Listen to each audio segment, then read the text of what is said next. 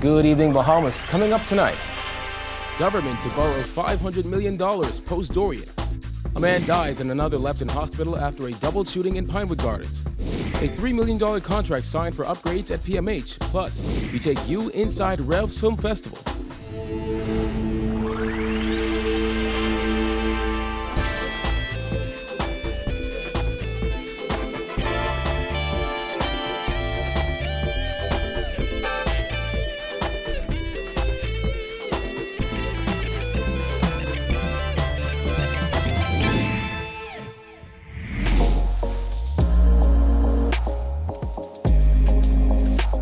Our News is brought to you by Alive. Welcome to Our News, and thanks for joining us. I'm Kyle Joaquin. Hurricane Dorian has set the Minutes administration's plans for a balanced budget back by 4 years. That's according to Deputy Prime Minister and Minister of Finance Peter Turnquist, who revealed that Dorian will force government to borrow $500 million over the next 2 weeks. Jasmine Brown reports. The Deputy Prime Minister's communication was the first time since Hurricane Dorian devastated Grand Bahama and Abaco that the Minutes administration has given a detailed breakdown of how the monster storm derailed their financial plans. Turnquist was candid in his comments as he insisted the impact of Hurricane Dorian imposed huge fiscal costs on the Minutes administration, which resulted in a temporary deviation from its fiscal objectives. We now anticipate returning to fiscal compliance in fiscal year 2024-2025, which will allow the debt-GDP ratio to resume its downward trajectory towards the 50% target by fiscal year 2028-2029. In early September, Dorian obliterated Abaco and parts of Grand Bahama. The Deputy Prime Minister confirmed the IDB's revelation that Dorian cost an estimated $3.4 billion in losses. Turnquist revealed the figures as he delivered a communication on the government's 2019 fiscal strategy. Turnquist pointed out that before Dorian, the government achieved some success in its fiscal plans by reducing the deficit from $660 million in fiscal year 2016-2017 to $212.8 million in fiscal year 2018-2019. However, he admitted that Dorian was a game changer. The government is invoking the Exceptional Circumstances Clause 13, which allows for a temporary departure from the fiscal targets because of exceptional events. Under this clause, the Minister of Finance is mandated to bring to Parliament and the Fiscal Responsibility Council a fiscal adjustment plan, which should outline the reason for the departure from the fiscal targets, which in this case is due to Hurricane Dorian. Measures to be taken to address the issues and a revised timeline for achieving compliance with the targets. Turnquist added that on the expenditure front, the government expects to spend an additional $182.7 million in hurricane-related outlays, of which $82.7 million will be used to facilitate recurrent expenses such as landfill operations for cleanup, food assistance programs, and unemployment benefits, among others.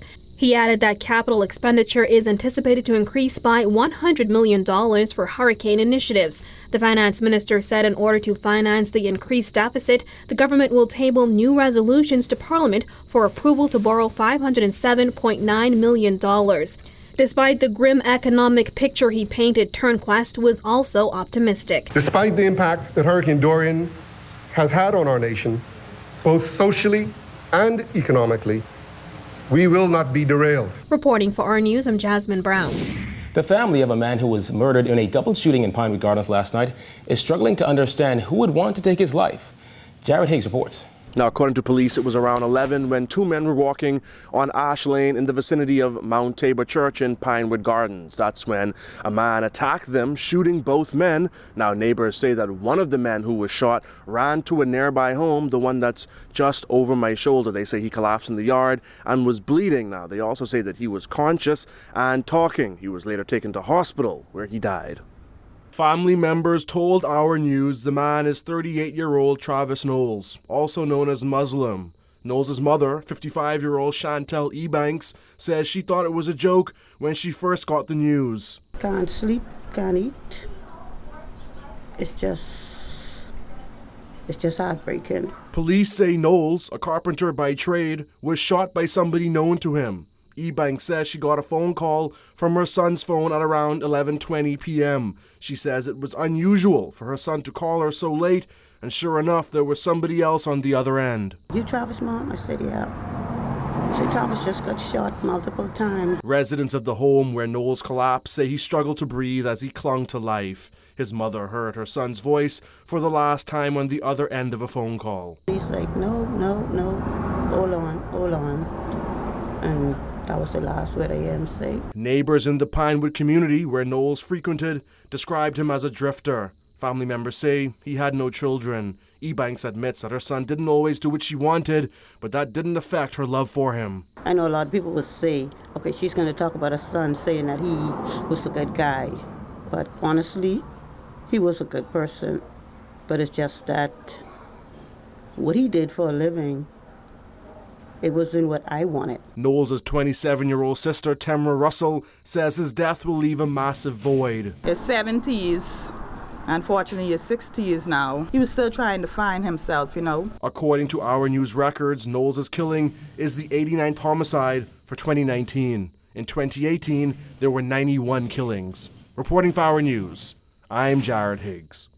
If you have any information that can assist police investigations into last night's double shooting, contact police at 919 or Crime Stoppers anonymously at 328-TIPS. Well, the government has signed a $3.6 million contract for the redevelopment of Princess Margaret Hospital's emergency department. The upgrade is set to bring major improvements to PMH's orthopedic and wound care areas.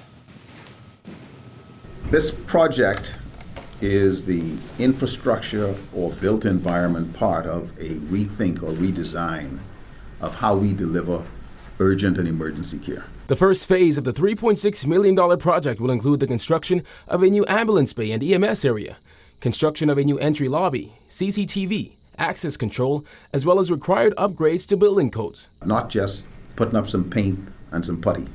We have considered all aspects of urgent and emergent care.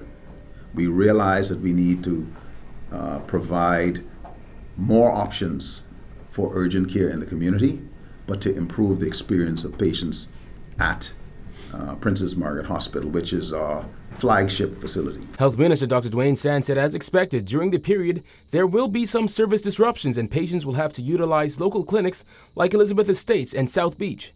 This means extended hours of operations. When we increase the services provided at South Beach, it is anticipated that fewer patients will have to come to Princess Margaret Hospital.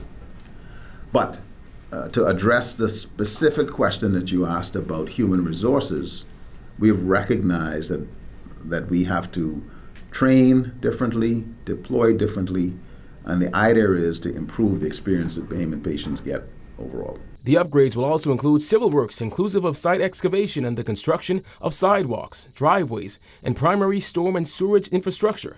But he said the goal is to make positive changes to emergency services at PMH, making it more comfortable and reducing the wait time. Expanded, the ambience improved, basic equipment, supplies, staff, training of staff, etc. All of that has been going on already. We've been training staff now for the better part of a year in order to improve the services that they deliver. And so this has been an holistic approach to the experience that patients have. The project is expected to be completed in 40 weeks. According to Public Hospitals Authority Chairman Julian Roll, PMH's emergency room sees 55,000 patients per year. An operational study has revealed that nearly half of that number included patients whose conditions did not require urgent care. Once completed, the project will improve access to urgent and emergency care in New Providence. The emergency department at the Princess Margaret Hospital will be expanded and renovated, improving clinical spaces, patient services, staff workflow, and visitor waiting areas. It's been 2.5 months since Hurricane Dorian devastated Abaco and Grand Bahama, but for 2 Abaco residents, the scene is still fresh in their minds. Anthony and Ann Morley lost everything during the storm, but say they're looking forward to helping rebuild a stronger Abaco. Julian Gray reports. This is what saved my life. I know A tearful Anthony Morley clung to an old tattered green rope as he recounted his harrowing tale of survival during Hurricane Dorian.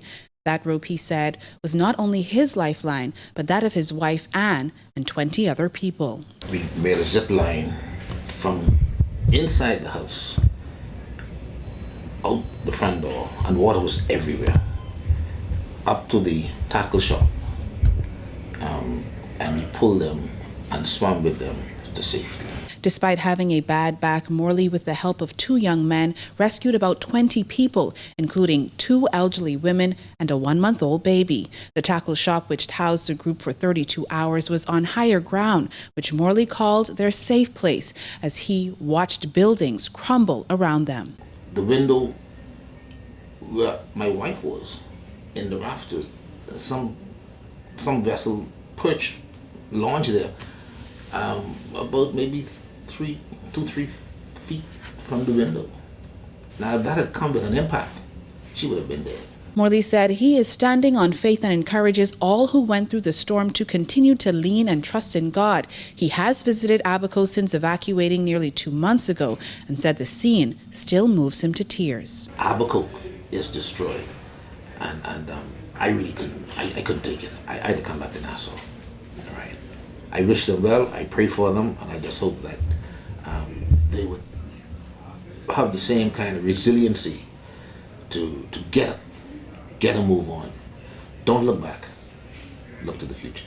In Abaco, Morley was a professional artist and his wife was an educator. The pair lived in Abaco for over a decade. Morley has to now go through 6 weeks of therapy for his damaged back and hand. However, he and his wife do plan to rebuild in Abaco after his therapy sessions in the United States. You may see destruction, you may see debris. I don't see that anymore. I see a new Abaco with learning institutions, new churches. I see new buildings. I see more than one hotel. I see more than one food store. I see diversity. I see the coming together of a strong, resilient people determined to move forward. Reporting for our News, I'm Jillian Gray. All right, thanks, Jillian. Still to come, MPs debate a compendium of environmental bills. Plus, IRCA approves BPL's consumer protection plan. Stay tuned.